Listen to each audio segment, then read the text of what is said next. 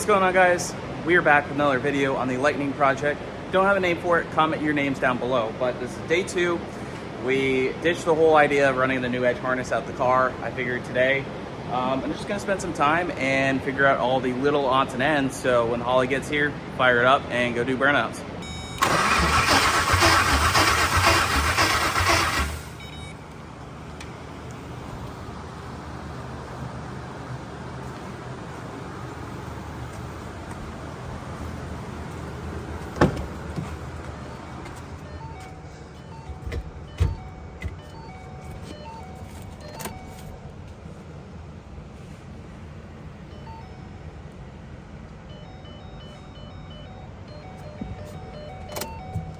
So if you notice, the wiring mess has been removed, minus this. This was just a ground. I ran that because it's all I had.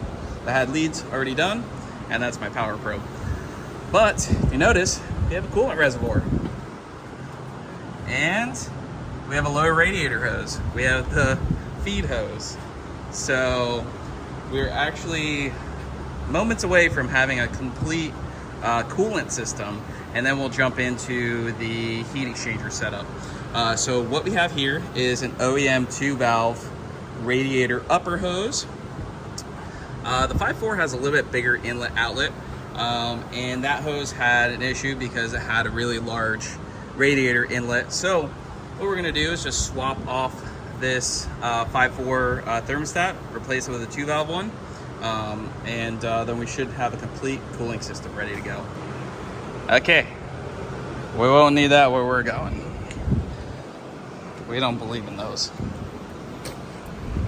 Okay, so great progress. The cooling system is done, other than I'll mount the reservoir with a little bracket or something. But lower radiator hose is on, radiator fill, so be able to fill through here. Overflow here. I think technically this is supposed to go somewhere else, but I think I ran it like this before and haven't had any problems. We can address the overflow later if it has to go to an actual overflow. Upper radiator hose is good. It's got this little tiny kink there, but I don't think, it's not really a kink, it's just a little narrowing. I don't think that'll be an issue. I may have to zip tie this just to make sure it's never gonna touch that belt. We'll wanna make sure that happens, but we're looking pretty good there. So upper, lower, fill, and back here we have the heater core bypassed. No plans for heat, no need in this, but in theory, if you hook this up to the factory heater core on the Coyote, heat would work. I just don't think it's necessary for what we're doing. I also want to make this as easy as possible to pull the engine in and out, kind of like a race car style build, hence the no AC. Try to simplify things, and yeah, but in theory we could also run AC and heat without really too much problems. So I'm sure you heard me say the cooling system's done. Well, the engine cooling system is done, but you see we got these 2 cooling lines, and we got boost and we need to cool that. So we got a Department of Boost super single. This is the same thing I run on the Terminator Cobra with the Predator blower. This is gonna bolt up. It's gonna look sweet. It bolts up behind the crash bar, and it's gonna look sweet. So let's go ahead and open this up. I don't have an intercooler. Well, I don't have a good intercooler pump yet, but we will have one nonetheless. We've got some hardware, some clamps. We're actually pretty low on that size, so that's very helpful. And these are direct bolt-on for S197, GT500, 0514, basically any S197 car. We have the heat exchanger itself. These are really recently priced. They work really well. You saw drastic temp decreases in the Cobra setup over the stock 07 to 12 heat exchanger we were running in that, obviously. But yeah, there we go. So that is gonna go behind the crash support, but that's what it's gonna look like. It's gonna look sweet. Okay, guys, the Department of Boost Super Single is installed. This thing is starting to look serious. So we obviously need to still mount an intercooler pump, the intercooler, reservoir, but engine coolant system done, coolant reservoir done. We are just cranking away, basically. So when engine management is here, we're ready to fire up. I cannot wait. It's still a budget build. These are actually really affordable. They work really well. I was thinking about using a stock GT500 heat exchanger again, but they are just so bad. So there's just certain areas where you just really don't want to skip out. That's the same one we have on the Cobra, and the temperature differences were drastic. If you guys have any questions on cooling systems, Jason Eder, Department of Boost, you can see we put this thing to use. It's caught some bugs, but it worked really, really well. So yeah. As a side note update, Supercharger things. Oh, as I dropped the Supercharger is back for the Cobra. It is ported. It is beautiful. So that will be coming soon. I also have a Supercharger kit for Coyote, if anyone's interested. But soon we'll be back up and running with that. Okay, so huge progress has been made. Heat exchanger is mounted. Intercooler pump is mounted. There is water now in the intercooler pump tank system.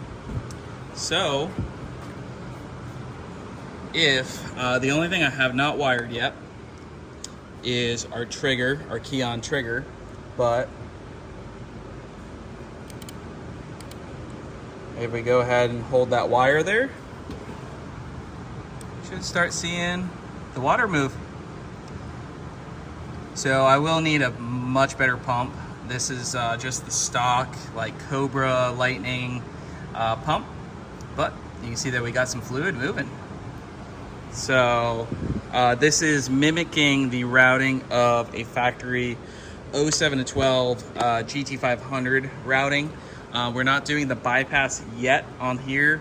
We'll probably play around with a few things in the next iteration, but the idea is let's get it started, let's get it running, and then we'll tweak it from there. This big wire here won't be here. That is like literally a temporary engine to chassis ground. Yeah, so we got a relay on the intercooler pump system. This will all kind of just tuck right away, right over in this area.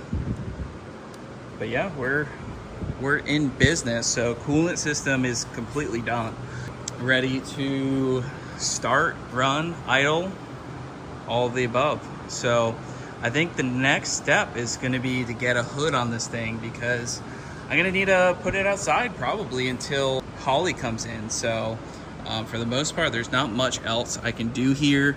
I mean, obviously some minor odds and ends. I know the brake fluid, I need to put some brake fluid in it, bleed the clutch, and put the interior back together. But for startup, I mean, we're pretty much there.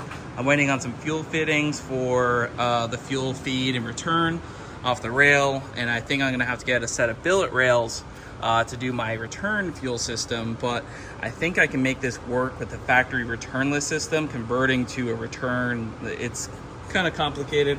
I'll let you guys know how it works if it does work. But and then I guess the only other thing is we're gonna have to run a throttle cable and probably a new edge pedal through the firewall, but we'll kind of cross that bridge once it runs. Okay, well, you know what's going on here. We're about to ruin a 1314 hood, which is not a big deal. I mean, these came on any 1314 GT, but yeah, the square might be a little bit bigger, but I mean, yeah, no, that's a rate battle where we need it. So, oh boy.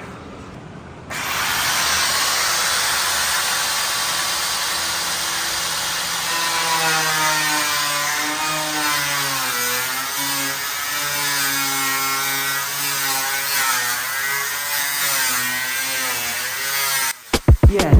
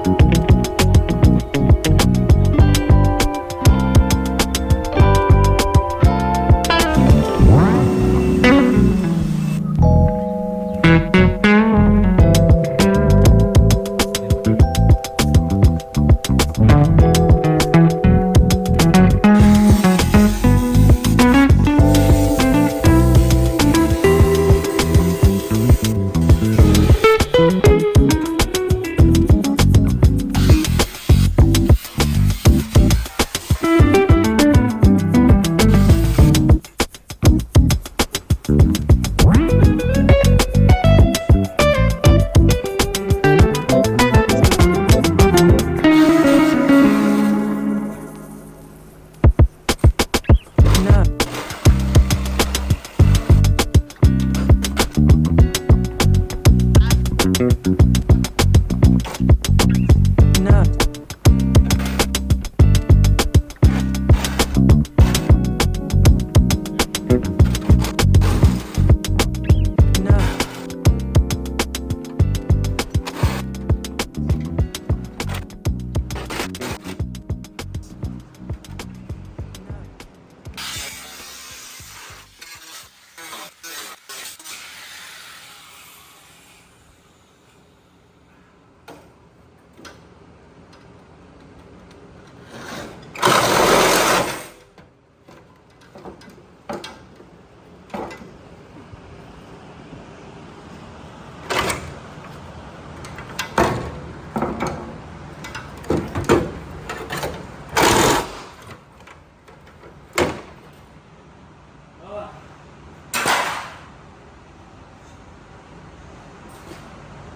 But,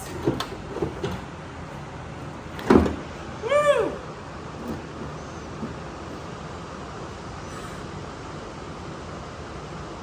People usually just cut the hood, no big deal, right? It takes a lot.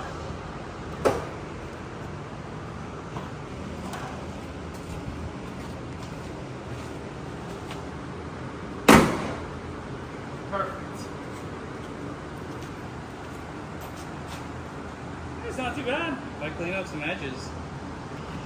Yeah, I don't think this one needed to be as wide, but at least it can be almost symmetrical with hood vents. Perfect. That looks pretty cool. All right, so I think for the most part, this is everything we can do to this point. Hood is on. Heat exchanger, intercooler pump system, radiator system is done. Starter power is hooked up, it turns over, transmission's in, drive shaft's in, shifter actually is, that all works, key on works. The only thing we're waiting on is fuel pump stuff, some fittings, and the Holly. Other than that, I mean, it's pretty ready for engine management. It's unfortunate we couldn't get to work with the new Edge setup, but there we go. We'll have to paint the blower and make some things look better here, but everything will be functional. So yeah, some cleanup, some wiring, some final stuff, but I think she's ready to go. Comment your name suggestions for this down below, and we'll see you guys in the next one. It's gonna be a lot of fun.